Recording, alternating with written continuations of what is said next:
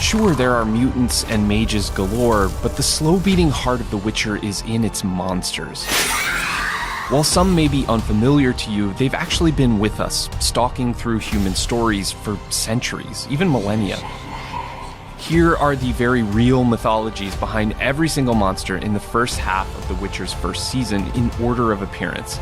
And if you want them all, let us know by liking, sharing, and telling us in the comments.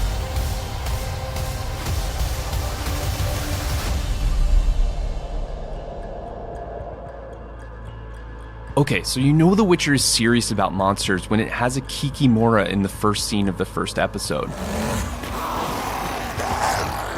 If that name's not ringing a bell, it's probably because it's a beast from Slavic folklore, which has been underrepresented in popular fiction. To start, Kikimoras are always female. They rise from stillborn children or women who died in labor, and often bear the deceased's face. In some Russian versions of the tale, Kikimora is indeed a creature of the swamp who leaves wet footprints wherever she goes. But in most, she's a purely household spirit. Occasionally a nightmarish household spirit, slipping through keyholes to squat on the chest of sleepers, suffocating them. In her more benign incarnations, though, she's described as more of a nuisance with a cleanliness fetish. So you can think of Kikimora as kind of a monstrous cousin to Marie Kondo? I love myth.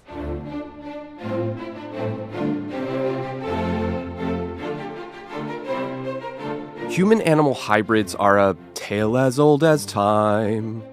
Almost every mythological tradition on Earth has some variation of them. The first we see in The Witcher are Sylvans, which resemble fauns, the unpredictable woodland man-goats from Greco-Roman mythology, although maybe they hit more like the bloodthirsty half-man, half-bovine minotaur. In many versions of that latter myth, the minotaur was conceived when the insulted god Poseidon took revenge on the insulting King Minos by cursing his wife, making her fall for a real specimen of a bull. There's a lot of art on the internet about this. It might be why Geralt goes immediately for the mom insults. You motherfucking goat. But lest you think that human-animal hybrids are just ancient magical things, allow me to introduce you to the mysterious pig-faced lady of Europe. Nearly simultaneously in the 1600s, in multiple places across the continent, a legend arose of a pregnant rich woman who was cursed and whose baby was born with a pig's head. The myth persisted and somehow gained the veneer of fact. As late as the 1800s, newspapers reported that the pig-faced lady lived in London's posh Manchester Square. Goats, pigs, bulls, but what about the Witcher's human-hedgehog combo? Has that ever popped up in myth? Well, because we go the extra mile here at Netflix, I looked into this, and nope. I found Hans my Hedgehog, a cockerel-riding, bagpipe-playing, princess-loving Brothers Grimm creation, who was a wee bit more monstrous in the Jem Henson version. That's enough! Out!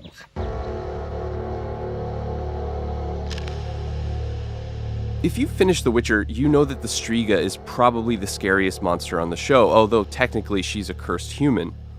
And that's fitting, because they're pretty terrifying in the scant myths about them too. According to what we have, the Striga is sort of a vampire prototype. Huge, almost bird-like claws, sharp fangs, and a thirst for human flesh and blood, although she can live off of animals too. But Strigas weren't born that way. The unlucky number was 2. People with 2 hearts, 2 souls, 2 sets of teeth, conditions common when a pregnant woman was cursed, could become Strigas after they died. Their second self sort of took over the corpse and went on a feeding frenzy. Even though they're not so common in fiction, it's interesting how many cultures have variations on the theme. Striga's demonic cousins proliferated across southern and eastern Europe to unlikely places like your garden. This is the Striga, or witchweed plant, which is kind of pretty, right? But it's known for viciously penetrating the roots of a host plant and sucking out all of its nutrients. Scientists even make dad jokes about its rapaciousness.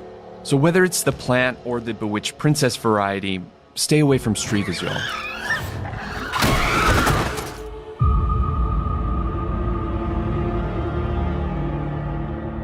Well, when it comes to episode 4 Selkie-Maw, the showrunners of The Witcher didn't give us much info to work with. Thanks, Lauren Schmidt-Hissrich. All we hear is a pretty gripping tavern talk from a villager that includes the creature's name. The ice cracked open, and the Selkie shot out. Oh, you never seen one. And all we see are its guts on Geralt. Had to get it from the inside. The name Selkie in every spelling we could think of doesn't return any results. But plain old Selkies are indeed notable mythological creatures of the water. In Irish, Scottish, and Icelandic folklore, the Selkie is kind of an affable, shape-shifting seal. It mostly spends its time in seal-like endeavors, lounging on rocks, being cute, etc., but occasionally it sheds its prized skin, revealing a beautiful human underneath, and comes ashore. There's usually a lot of marriage shenanigans after this.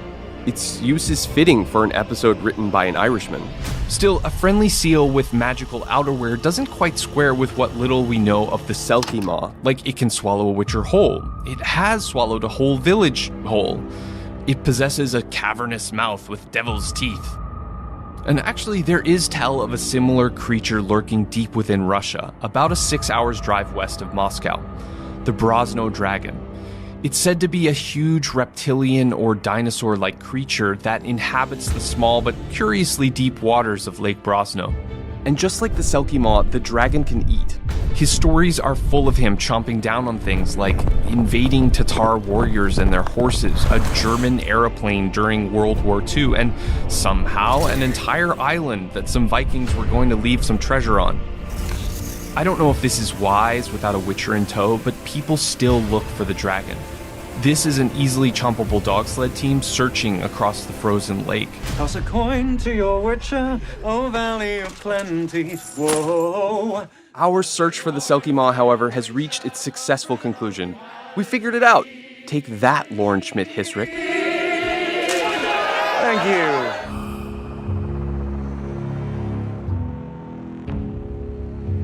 In the fourth episode, there's also this formidable killer insect that hunts Yennefer, Roachhound. So we started researching it. And the weirdest thing we realized is, where are all the insect monsters? Insects and all arthropods really are basically already monsters in real life. So why not make them mythological ones?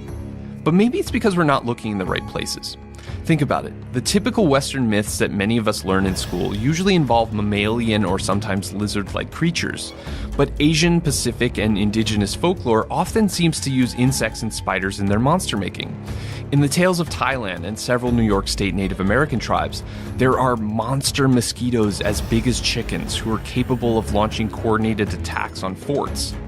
The Wayana of South America have Kuluwajak, forgive the pronunciation, a two-headed caterpillar who cuts off and devours human heads. And then there's Japan. The Japanese have a giant samurai-hating spider that can turn invisible, and Omukade, a mountain-sized centipede with venom for breath. By the way, this is a real Mukade centipede, and I still find it frightening. So now you know why they later created Mothra. So, yeah, insect monsters. I'm not scared. Are you scared? Run far, run fast, Yennefer. There's something profoundly disturbing about meeting your exact twin. Wait, stop that. Which might be why the myth of the doppelganger keeps finding its way into our popular fiction, including in The Witcher's Doppler. True, the word doppelganger was only coined in the 18th century, but cultures as old as the ancient Egyptians believed in the Ka, a sort of spiritual facsimile replete with a person's memories and feelings that could sometimes mislead. But they can also replace you.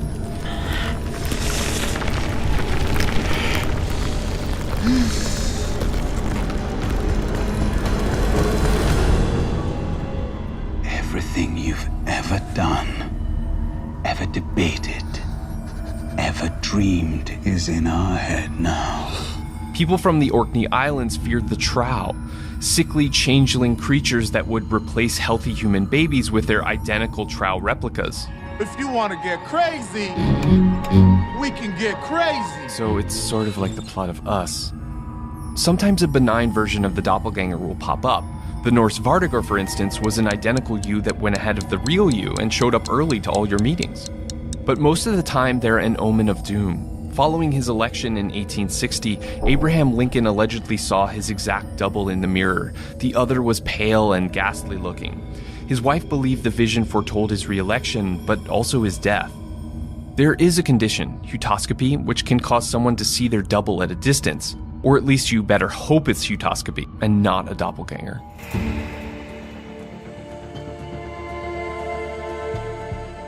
As hard as it is to believe while watching this, the jinn of Arabian mythology are surprisingly a lot like us. I mean, sure, they are technically, according to the Quran, creatures made of smokeless fire that live in an unseeable, unknowable dimension somewhere beyond our own and who are blessed with supernatural powers of shape-shifting, invisibility, and flight.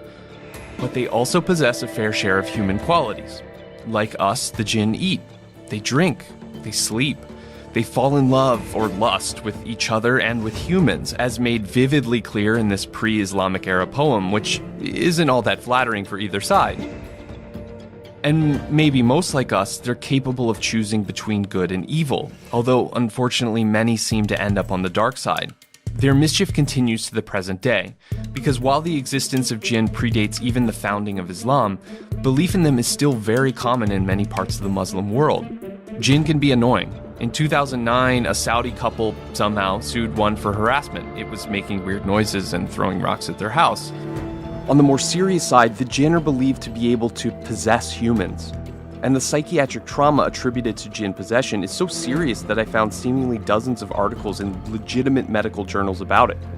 By the way, if you are ever possessed, Arabic lore suggests you go ahead and put on a necklace of fox or cat teeth to frighten the jinn away. But as with grumpy humans, maybe the best advice is to just give the jinn their space, and never ever go fishing for them.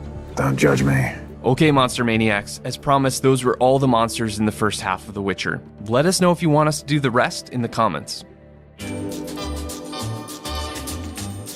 You may notice that Geralt spends a lot of time in bathtubs throughout the show, which raised the question, are there bathtub monsters? Again, Japan comes through.